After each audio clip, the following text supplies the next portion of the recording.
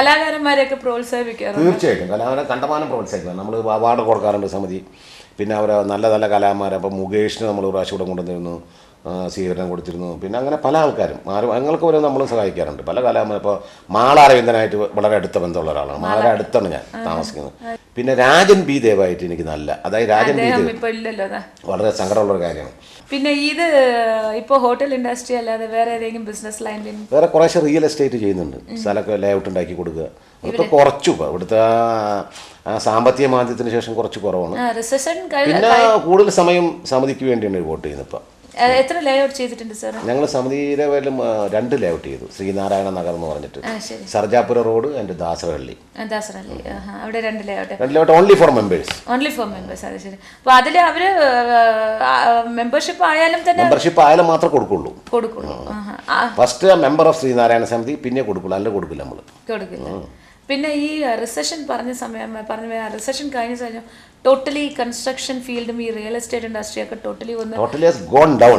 പക്ഷേ ഇപ്പൊ കുറച്ച് കാലമായിട്ട് രണ്ടാമത് പിക്കപ്പ് ചെയ്ത് വരുന്നുണ്ട്. പക്ഷെ മറ്റത്ര ഡിമാൻഡില്ല ഫ്ലാറ്റിനൊന്നും. പണ്ട് ഭയങ്കര ഡിമാൻഡായിരുന്നു. ഒരു ഫ്ലാറ്റ് എന്നൊക്കെ പറഞ്ഞാൽ എനിക്ക് നല്ല ഓർമ്മയുണ്ട്. ശോഭയിലൊക്കെ ഇന്ന് റിലീസ് ചെയ്യുമെന്ന് പറഞ്ഞാൽ within 2 hours it will sold out. ഇപ്പൊ 2 months ആയാലും പോകുന്നില്ല. അത് ആൾക്കാർ എല്ലാവരും ഇൻവെസ്റ്റ്മെന്റ് വളരെ കുറഞ്ഞു. ഇപ്പത്തെ ലേറ്റസ്റ്റ് ഇൻവെസ്റ്റ്മെന്റ് ഗോൾഡ് ആണല്ലോ. അതെ അതെ, അതുള്ള അങ്ങനെ കയറിക്കൊണ്ടിരിക്കുന്നു. പക്ഷെ എല്ലാ കാലഘട്ടത്തിലും പക്ഷെ ഒരു കാലത്ത് real estate was very good. അതായത് നമ്മളൊരു ഒരു ഒരു സൈറ്റ് ഒരു സപ്പോസ് ഒരു 3 lakhs or 5 lakhs മേടിച്ചാൽ within 2 months it go to 10 lakhs. അതിനൊരുപിടി പൈസ സാച്ചുറേഷൻ പോയിന്റ് വന്നു. അതിൽ ഹൈക്ക് വരാൻ സാധ്യതയില്ല. ഇപ്പൊ നമ്മൾ 10 രൂപയ്ക്ക് മേടിച്ചാൽ വിൽ ഗെറ്റ് 11 rupees. അത്രേ ഉള്ളൂ. ബിക്കോസ് ഒരു ഏരിയ ഇത്ര ഡെവലപ്പ് ആവാൻ പറ്റുള്ളൂ എന്നുള്ളതുണ്ടല്ലോ. ഫുള്ളി ഡെവലപ്പ് ആയി കഴിഞ്ഞാൽ പിന്നീട് അങ്ങോട്ട് റിയൽ എസ്റ്റേറ്റിനൊന്നും വലിയ ബൂം ഉണ്ടാവില്ല. ഇനി എത്ര ബൂം വരാൻ പോകും? ഇനിയിപ്പോ ഔട്ടർ സ്ട്രെച്ചിലൊക്കെ ഡെവലപ്പിംഗ് ഏരിയസിൽ പൊതുവേ കുറവാണ്. ഇപ്പൊ ഈ നാരായണ സമിതിയിൽ എന്തൊക്കെ സോഷ്യൽ ആക്ടിവിറ്റീസ്? നാരായണ സമിതിയിൽ നമുക്ക് അവിടെ അമ്പലമുണ്ട്, ഒരു 2 അമ്പലം അവിടെ. നാരായണ ഗുരുവിന്റെ അമ്പലം ഈ അൾസൂർ എന്ന് പറഞ്ഞ സ്ഥലത്താണ് മെയിൻ. പിന്നെ ഹൊസൂർ റോഡില് ബേഗൂർ എന്ന് പറയുന്ന സ്ഥലത്ത്, ബേഗൂരിൽ മൈലസാന്ത എന്ന സ്ഥലത്ത് ഒരു അമ്പലം കെട്ടിയിട്ടുണ്ട്. ഇപ്പോൾ റീസെൻ്റ് ആയിരിക്കട്ടെ, 1 കൊല്ലം കഴിഞ്ഞിട്ടുള്ളൂ. മറ്റോടത്താണ് മെയിൻ ആക്ടിവിറ്റീസ്. ഇവിടെയും ആക്ടിവിറ്റീസിന് കുറവൊന്നുമില്ല, നല്ലതുണ്ട്. ആ ആക്ടിവിറ്റീസ് എന്ന് വെച്ചാൽ നമ്മൾക്ക് അവിടെ ഓഫീസുണ്ട്, അവിടെ ഒരു മാരേജ് ബ്യൂറോ ഉണ്ട്, അവിടെ ഒരു ലൈബ്രറി ഉണ്ട്, ഒരു ആംബുലൻസ് ഉണ്ട്. പിന്നെ ഒരുപിടി മാട്രിമോണിയലായിട്ട് വളരെ സഹായം ചെയ്ത് കൊടുക്കുന്നുണ്ട്. പിന്നെ എല്ലാ കൊല്ലം ജയന്തി വളരെ വിപുലമായതിൽ ഈ വരുന്ന സെപ്റ്റംബർ 5-ാം തീയതി ആഘോഷിക്കുന്നുണ്ട്. പിന്നെ സമാധി, പിന്നെ നാട്ടിൽ നിന്ന് വരുന്ന പല പ്രഗത്ഭരായ ആൾക്കാരെയും കൊണ്ടുവന്ന് ശ്രീനാരായണ ഗുരുവിൻ്റെ സന്ദേശങ്ങളെപ്പറ്റി പ്രചരിപ്പിക്കാൻ വേണ്ടി വിളിക്കാറുണ്ട്. സ്വാമിമാരെയും മറ്റു ഒരുവിധം കേരളത്തിൽ EK നായനാർ, കരുണാകരൻ തൊട്ട് എല്ലാവരും ഇവിടെ വന്നിട്ടുണ്ട്. അത് നല്ല ആക്റ്റീവായി പ്രവർത്തിക്കുന്ന ഒരു സംഘടന. ആക്റ്റീവായി പ്രവർത്തിക്കുന്ന സംഘടന അതാണ് വേണ്ടത്. എത്ര മെമ്പേഴ്സ് ഉണ്ട്? 7000 മെമ്പേഴ്സ് ഉണ്ട്.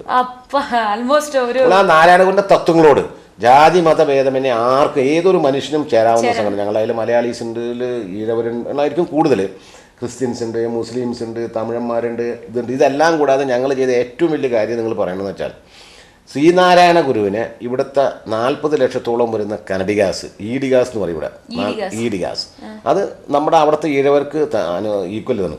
അവരുടെ ആത്മീയ ഗുരുവായിട്ട് ഞങ്ങൾ അംഗീകരിപ്പിച്ചു കൊടുത്തു. ഇവിടെ ഒരു വലിയ സമ്മേളനം നടന്നപ്പോൾ ദേവേഗൌഡ ചീഫ് മിനിസ്റ്റർ ആയിരിക്കുമ്പോൾ ജനാർദ്ദന പൂജാരിനെ കൊണ്ട് നമ്മൾ ഒരു ഫോട്ടോ, അതിൻ്റെ ഒരു ഫോട്ടോ ആണ് അവിടെ ഇരിക്കുന്നത്.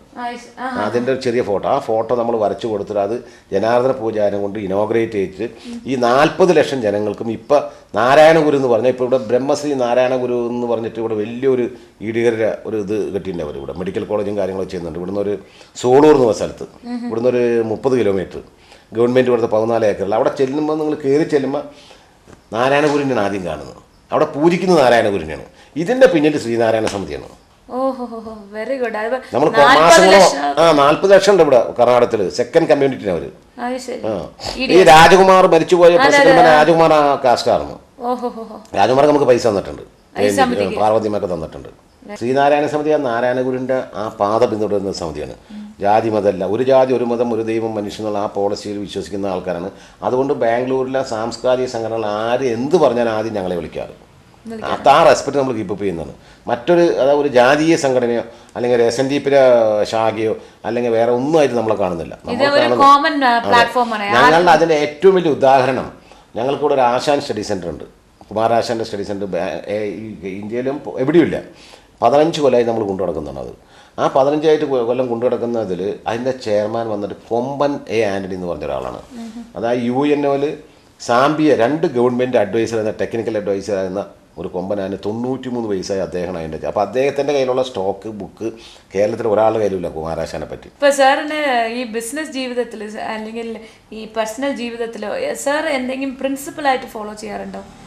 പ്രിൻസിപ്പിൾ എന്ന് വെച്ചാൽ നമ്മൾ കഷ്ടപ്പെട്ട് ജോലി ചെയ്യുക, മുന്നോട്ട് പോവുക.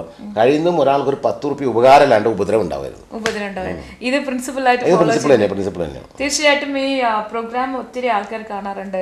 ഇത് കണ്ടുകൊണ്ടിരിക്കുന്ന പലരും ബിസിനസ് തുടങ്ങാനുള്ള ഒരു ഐഡിയ അല്ല ഒരു മോട്ടിവേഷൻ വരാറുണ്ട്. അപ്പോൾ അവർ ബിസിനസ് തുടങ്ങുന്ന കാലഘട്ടത്തിൽ ഏതൊരു ബിസിനസ് ആയാലും ഫസ്റ്റ് അവരെന്താ ചിന്തിച്ചിരിക്കേണ്ട ആ ഒരു കാര്യം അഡ്വൈസായി പറയുകയാണെങ്കിൽ? ഫസ്റ്റ് ഞാൻ നമ്മൾ ചെയ്യുന്ന കാര്യത്തിൽ കഷ്ടപ്പെട്ട് മുന്നോട്ട് വരാൻ നോക്കുക. പക്ഷെ വേറൊരാളെ ചതിച്ചിട്ട് മുന്നോട്ട് വരരുത്. വേറെ ആളെ നമ്മൾ നശിപ്പിച്ചിട്ട് വരരുത്. നമ്മൾ ട്രൈ ചെയ്യുക. Try again.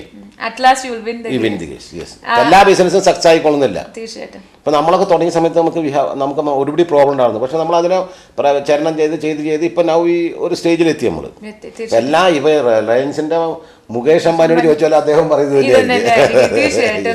എന്ത് തന്നെ ആയാലും ഹാർഡ് വർക്കിന്റെ ഇതിൽ വന്നാലേ അത് സക്സീഡ്. അതെ, ഒരു പോളിസി വേണം. നമ്മളൊരാളെ ഇവിടെ ദ്രോഹിക്കരുത്. കഴിയുന്ന ഒരു 10 വയസ്സ് ഉപകാരം ചെയ്യുക. അതിൽ വിശ്വസിക്കുന്ന ആ തത്വം വിശ്വസിക്കുന്ന ആളാണ്. എന്തായാലും ആ ഒരു അഡ്വൈസ് നല്ല അഡ്വൈസ് ആണ്. തീർച്ചയായും പ്രേക്ഷകർക്ക് മനസ്സിലായി കാണും. പിന്നെ കല്യാണം കഴിഞ്ഞ് എത്ര കൊല്ലങ്ങളായി ഇപ്പോൾ? കല്യാണം കഴിഞ്ഞിട്ട് ഇപ്പോൾ 1974 കഴിഞ്ഞത്. എത്ര കുട്ടികളുണ്ട്? 2 കുട്ടികൾ, 2 പെൺകുട്ടികൾ. ഇപ്പൊ ഗ്രാൻഡ് ഫാദറാ, 3 പിള്ളേരുടെ ഗ്രാൻഡ് ഫാദറാണ്. മൂത്തവള് രേഖ ഷൈൻ. അവളും ഒരു ഭർത്താവും കൂടി അബുദാബിയിലാണ്. 2 പേരും is A mechanical engineer. She's A diploma in ഇത് കമ്പ്യൂട്ടറിലും മറ്റേതൊക്കെ പഠിച്ച് അവളും ജോലി ചെയ്യുന്ന 2 പേരും. രണ്ടാമത്തെ മകള് റീജ റോഹിത്ത്, എറണാകുളത്തൊക്കെയാണ്. അവൾ MBA ആണ്. Husband MBA. 2 പേരും ദുബായിൽ ജോലി ചെയ്യുന്നു. അവൾക്ക് ഒരു പെൺകുട്ടി, മറ്റവൾക്ക് 2 ആൺകുട്ടികൾ. അപ്പോൾ 2 മക്കളും പുറത്തോട്ടാണ്. കാണാൻ ചെല്ലാറുണ്ട് അവിടേക്കൊക്കെ? ഇടയ്ക്ക് ഇപ്പം പോകുന്നിരിക്കുന്നു. മിസ്സിസ് 2-3 പ്രാവശ്യം പോയിരുന്നു. അവിടെ പോയി നിന്നിരുന്നു. ഇപ്പോൾ സൗദിയിലായി എപ്പോഴും പോയിരുന്നു, ഇവിടെ പോയിരുന്നു. ഞാനങ്ങനെ ഒത്തിരി തിരക്കൊണ്ട് പോയില്ല. ഇപ്പോൾ ഡിസംബറിലൊന്ന് പോകണമെന്നുള്ള പരിപാടിയിരിക്കുക. എന്തായിരുന്നാലും നല്ലൊരു വ്യക്തിനെ ഇന്ന് പരിചയപ്പെട്ടതിന് വളരെ സന്തോഷമുണ്ട്. ഞാൻ നേരത്തെ തന്നെ നിങ്ങളുടെ പറഞ്ഞു വളരെ ഡെഡിക്കേറ്റഡ് ആയ ഒരു മലയാളിയാണ്. ഡെഡിക്കേറ്റഡ് ആയ ഒരു സമിതിയുടെ പ്രസിഡന്റ് ആണ്. എന്തായാലും ഈ തിരക്കിന്റെ ഇടയിൽ ഞങ്ങൾക്കായിട്ട്, ഞങ്ങളുടെ പ്രേക്ഷകർക്കായിട്ട് ഇത്രയും നേരം ചെലവ് ചെയ്തതിന് വളരെ നന്ദി സർ. Thank you. ഇത്രയും നേരം എൻ്റെ ഈ കാര്യങ്ങൾ കേട്ടുകൊണ്ടിരുന്ന കേരള വിഷൻ പ്രേക്ഷകർക്ക് എൻ്റെയും ശ്രീനാരായണ സമിതിയും എൻ്റെ കുടുംബത്തിനെയും നിങ്ങൾക്ക് എല്ലാവർക്കും നന്ദി. പ്രേക്ഷകർക്ക് ഇന്നത്തെ ഈ എപ്പിസോഡിന്റെ ചോദ്യം ഇതാണ്: ശ്രീനാരായണ ഗുരു ജനിച്ച വർഷം ഏതായിരുന്നു? I repeat the question. Sree Narayana Guru ജനിച്ച വർഷം ഏതായിരുന്നു? ഈ ക്വസ്റ്റ്യന് ആൻസർ വിളിച്ച് അറിയിക്കേണ്ട number 0484231778 or 83. I repeat the number 0484231778 or 83. Anyways, I'll meet you all in the next episode. Until then, it's Smita signing off. Bye bye.